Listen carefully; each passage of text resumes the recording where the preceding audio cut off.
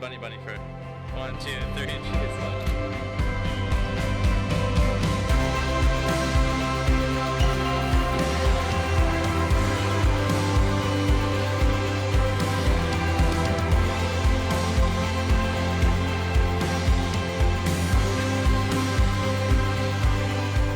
Thought that he did a good job of tying in how these little fun activities could tie into the actual group dynamics that we were going to face later.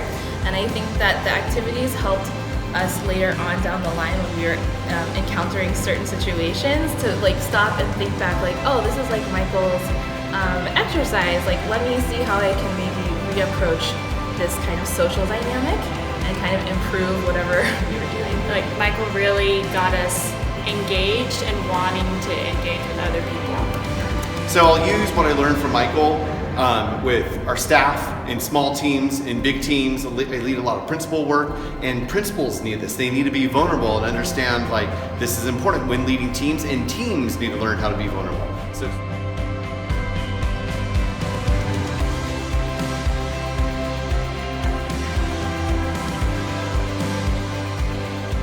The most important thing about group work, at least in my view, is a feeling of safety. And I want you all to know that I'm very aware of that, and that's my number one priority, is to make sure you all feel safe throughout this entire process.